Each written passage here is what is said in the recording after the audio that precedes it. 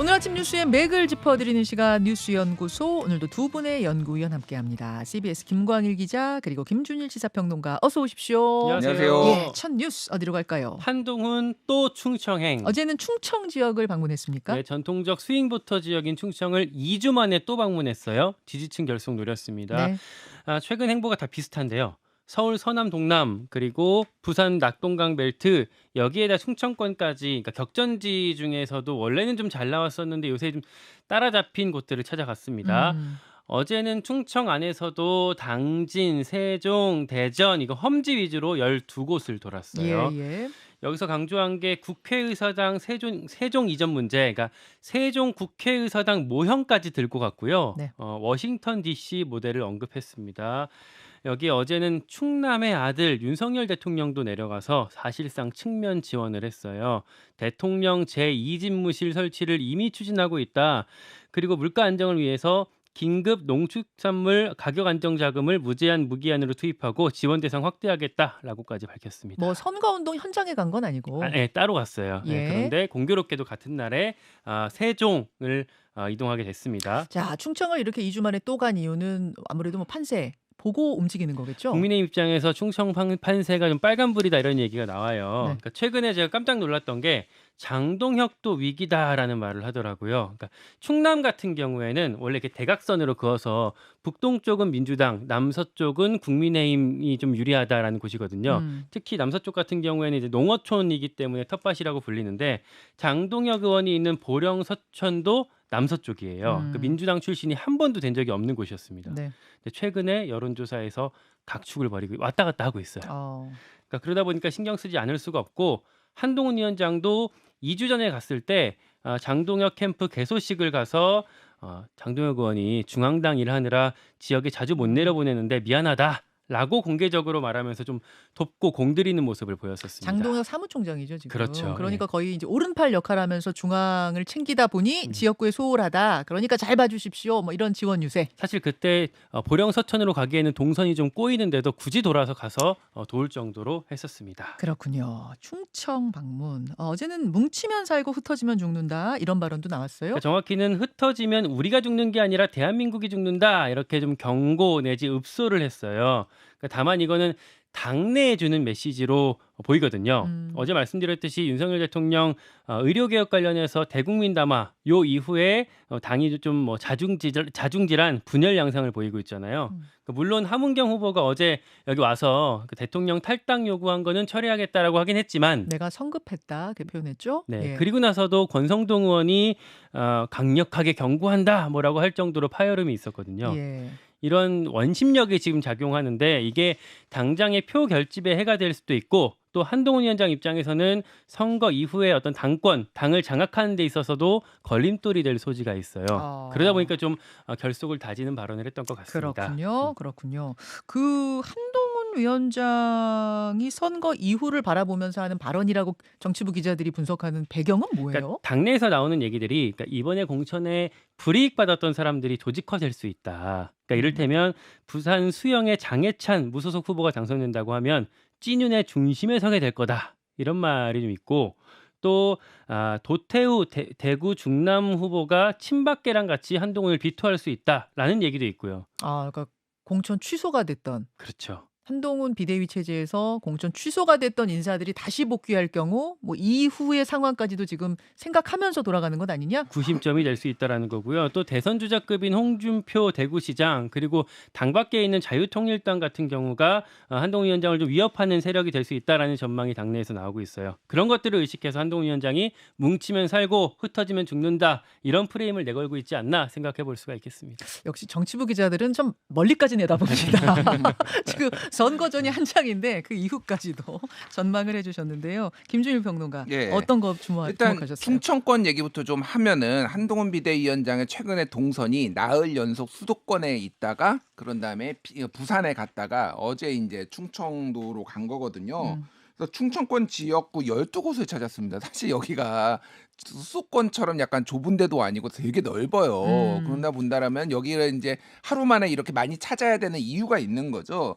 그래서 전체적으로 이제 연합뉴스 기사를 좀 소개시켜드리면은 제목이 이제 낙동강 벨트 곳곳 경합 스윙부터 충청권도 혼전 이런 건데 연합뉴스가 각 당을 좀 취재한 바에 따르면은 국민의힘은 충청권에서 우세권을 9곳, 민주당은 11곳으로 분석을 했는데 28석이니까 한 8석이 경합이라는 거예요. 네. 지난 총선에서는 20대 8로 민주당이 앞섰습니다. 그러니까 국민의힘 계열인 전신인 미래통합당이 8곳밖에 못 가져갔는데 아까 김광현 기자가 얘기했듯이 좀 굉장히 안 좋은 곳이 굉장히 많다. 그러니까 원래 충청은 한 반반 정도 가져가는 게 보통이에요. 네, 네. 그러면 이제 14 뭐 아니면 15, 13 뭐 이 정도인데 국민의힘이 지금 아직 9곳이라고 한다라면 조금 더 이제 열세 있다 이렇게 이제 판단을 한 거겠죠.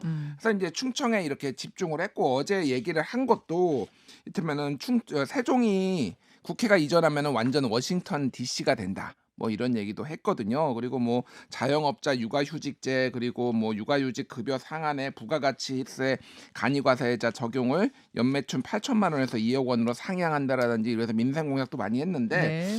이제 눈에 띄는 게 하나가 있었어요. 뭐가 있었냐면은 부산에서 했던 얘기와 충청도에서 했던 얘기가 톤이 확 달라졌어요. 어떤 식으로요? 뭐가 달라졌냐면은 부산에서는 무슨 얘기를 했냐면은 우리 정부가 여러분의 눈높이에 부족한 것이 있을 것이다. 그렇지만 그 책임이 저한테 있지는 않지 않나 이런 얘기를 했어요. 그 얘기인즉슨 윤석열 정부의 인기가 낮고 나는 지금 정치 시작한 지 100일도 안 됐는데 나한테 한번 기회를 달라 이렇게 부산에서 얘기를 하다가 어제는 부족한 게 있다면 다 제 책임으로 돌리시면 된다. 그래서 이제 이게 그러니까 홍준표 대구시장이 너 법무부 장관 했잖아. 너도 책임 있어. 이렇게 이제 SNS에 썼거든요. 아, 그런 취지로. 예, 그런 취지로 이제 썼단 말이에요. 그리고 전체적으로 보면은 지금 아까 전에 김광현 기자가 얘기했듯이 미묘하게 지금 여권이 좀 친윤과 친윤과 친한으로 약간 분화되는 이런 기류들이 좀 있는 거예요. 예, 그걸 예.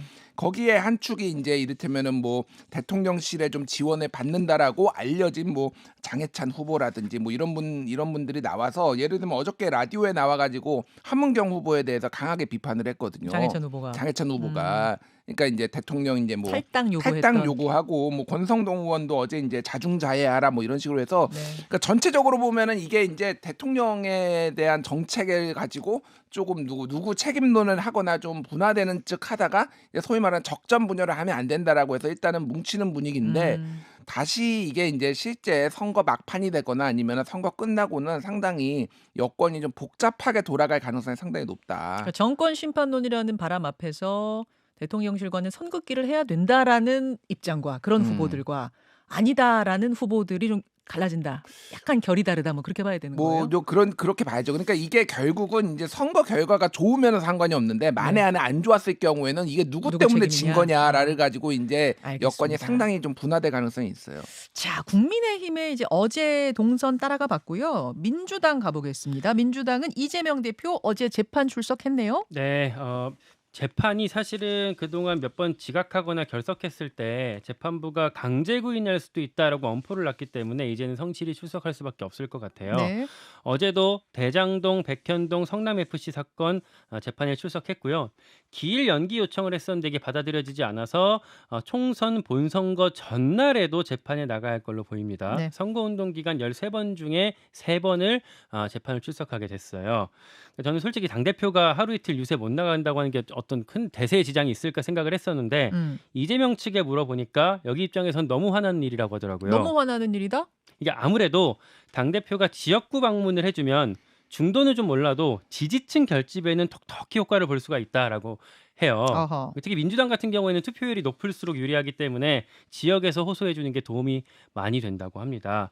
민주당에서 실제로 그 사례로 거론을 하고 있는 게 서울 동작을이에요. 동작을이라면 민주당 류사명 후보, 국민의힘 나경원 후보가 붙고 있는 곳. 네, 사실 서울에서 이번에 민주당이 워낙에 좀 치고 앞서 나가고 있는 분위기가 있기 때문에 국민의힘에서는 강남 제외하고는 인물로 이걸 뚫어낼 만한 사람이 뭐 나경원 말고는 거의 사실 보이지 않는데 여론조사에서도 사실 나경원 후보가 많이 앞서 나가고 있었거든요. 예. 그런데 이재명 대표가 여기 뭐 재판까지 그러니까 지각해가면서 계속 동작을 갔었잖아요. 계속 지원 유세했죠. 네, 그랬더니 지지층이 모이면서 최근 여론조사에서 류사명 후보가 나경원 후보를 오차범위 내긴 하지만 앞지르는 결과까지 나왔어요.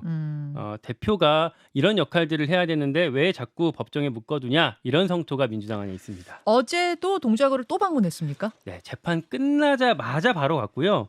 이게 6번째 간 거예요. 동작을만. 허. 그리고 아예 가는 길에 차 안에서 유튜브 그러니까 라이브 방송까지 켜고 상대인 나경원 후보를 비판했습니다. 라이브 방송까지 켰어요. 네, 나베라는 별명도 있지 않느냐. 뭐 국가 간에 의문을 제기하는 사람들이 많다. 반면에 국가 정체성 확실한 민주당 류사명이 당선돼야 한다. 이번 총선은 신한일전이다. 이런 식으로까지 얘기를 했었습니다. 나베라는 별명이 있지 않느냐란 발언을 했습니까? 네, 이재명 이재명 대표가 대표가 그렇게까지 했었어요. 여기에 대해서는 또 나경원 후보 측에서는 굉장히 좀 불쾌해할 것 수밖에 같은 없겠죠. 그 정도로 지금 신경전이 벌어지고 있군요. 네. 문재인 전 대통령도 나섰어요. 이재명 대표가 법정에 있는 동안 대신에 문재인 대통령이 험지인 울산에 가서 후보들을 독려했어요. 예. 지난 정부 청와대 참모 출신 후보를 찾아가기도 하고 뭐 이런 얘기를 또 했어요. 70평생 살면서 여러 정부를 경험해봤지만 지금처럼 이렇게 못하는 정부는 처음 본다. 또 했고요.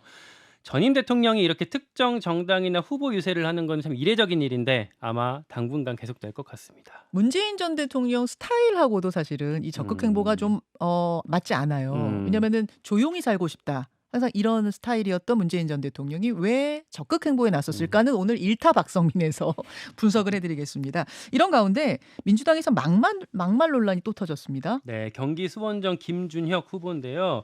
과거에 김용민 TV라는 유튜브에 출연해서 했던 말이 재조명되면서 논란이에요. 네.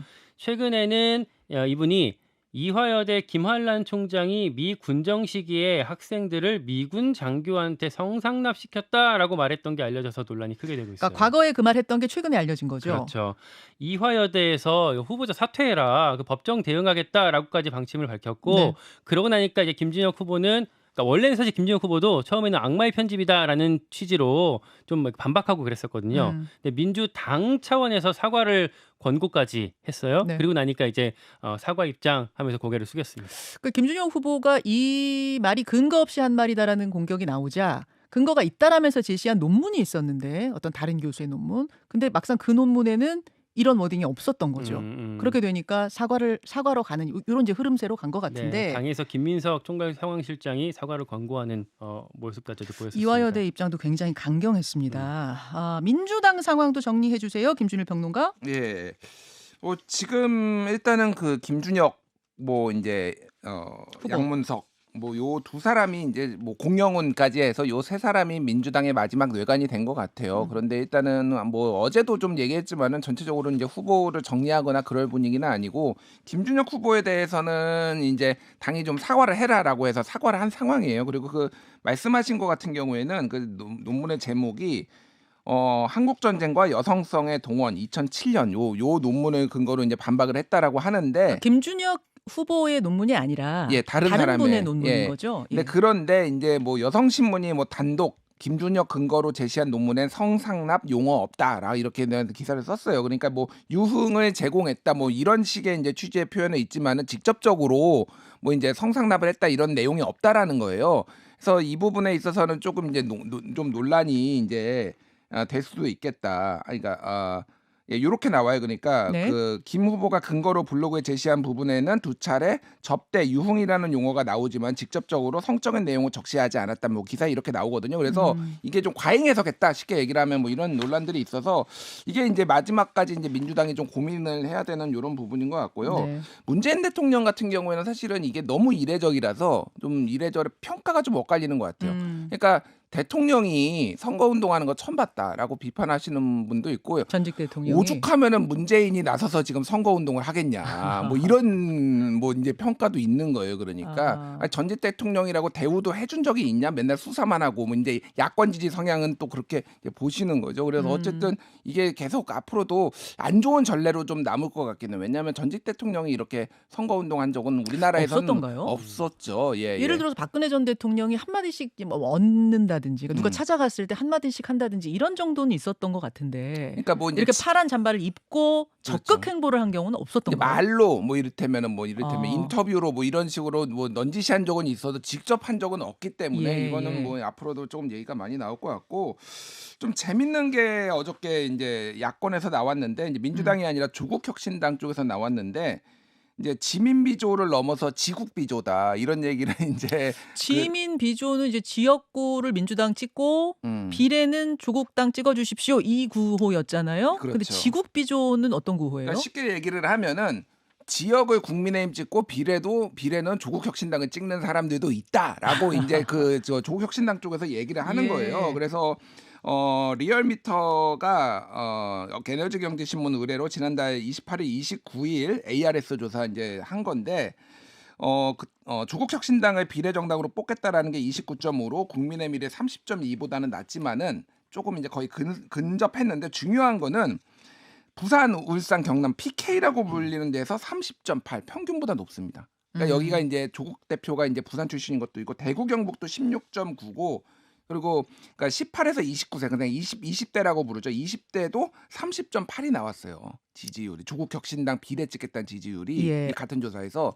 그러니까 이게 상당히 지금 예전에는 조금 20대나 젊은 층이 안 찍었다라고 그동안 얘기가 나왔는데 이게 ARS 조사임을 감안하더라도 상당히 여러모로 지금 확장성이 좀 있다. 그래서 이거는 또 더불어민주연합에 상당히 부담이 되고 있는 그런 상황이에요. 자, 오늘 이 이야기도 이따 1타 박성민에서 더 좀 자세히 짚어보고 마지막 이슈 넘어갈까요? 전공이 만나고 싶다. 대통령이 대국민 담화를 발표한 데 이어서 어제는 전공의를 직접 만나서 이야기하고 싶다. 네. 이런 발언이 나왔어요. 네, 윤석열 대통령이 전공의들을 만나서 직접 얘기를 듣고 싶어 한다라고 대통령실이 어제 밝혔습니다. 그 앞에 누군가 제안을 한 사람이 있었죠. 전국 의대교수협의회 브리핑에서 조윤정 홍보위원장이 개인 의견 전제로 제안을 했던 거였어요. 대통령이 전공의들한테 먼저 손을 좀 내밀어 주십시오. 그리고 전공의들, 그러니까 특히 전공의협의회 박단 비대위원장도 만약에 대통령이 초대하면 조건 없이 좀 만나보십시오라고 제안했던 게 이렇게 물꼬를 틔우게 됐어요. 그러니까 교수협의회 측에서 네. 대통령도 좀 만나시오. 전공의도 좀 만나시오. 서로 좀 만나서 얘기해라. 네, 그것도 그 조윤정 홍보위원장이 개인 의견을 냈던 건데, 개인 의견으로. 네, 그게 이렇게까지 일단 오게 됐습니다. 음. 박단 비대위원장 쪽에서는 아직 공식 입장은 안 냈고요.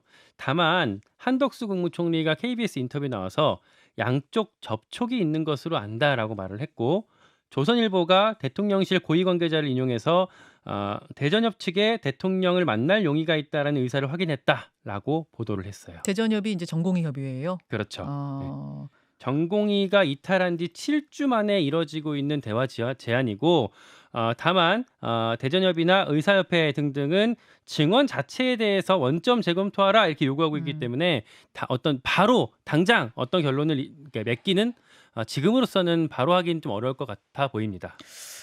전공의 협의회 측에서 대통령 만날 용의가 있다는 의사를 확인했다라는 게 대통령실 고위 관계자 얘기인데 이거는 좀 더 확인해 봐야 될 것 같아요. 그렇죠. 왜냐하면 네. 말이라는 게 내가 듣고 싶은 대로 듣는 걸 수도 있고 오해란 게 있을 수도 있어서 정확하게 대전협의 입장이 나오기 전까지는 이건 정확히는 모르겠어요. 그러니까 좀 이제 강경 분위기가 아직은 있어요. 그러니까 전공의들 같은 경우에는 뭐 다른 거보다도 이제 원점에서 논의를 해야 된다라는 게 가장 크고 그리고 오히려 줄여야 된다라는 뭐 주장 이거는 뭐 일반 국민들의 좀 정서나 이런 인식과는 좀 거리가 있지만 어쨌든 그런 주장들을 하고 있기 때문에 테이블에 앉을지 여부가 좀 논란이고 또 하나는 지금 면허 정지 대상 전공의가 8,800명인데 네. 지금 3차 통지를 한다라는 거예요. 어쨌든 정부는 또 뭐 대통령이 유연한 뭐 대응, 유연한 처분을 이제 밝히기는 했지만은 또 진행할 건 다 진행한다는 겁니다. 그러니까 이게 이제 3차 통지가 날아가면은 그때는 이제 뭐 3차 사전 통지를 거부하면은 공시송달을 예고한다라는 건데 이거는 이제 징계 절차를 밟겠다라는 거거든요. 네. 뭐 이럴 경우에는 또 이제 어떻게 될 것이냐. 그래서 전공의 측 입장은 근데 저희가 그때 인터뷰했을 때 그 집행 빨리 해달라는 입장이에요. 그러니까요. 예. 예. 그러니까 이게 사실 그 말인즉슨 감정이 상했다라는 거죠. 쉽게 얘기를 하면. 그러니까 이게 좀 쉽게 풀리지 않을 것 같고 이제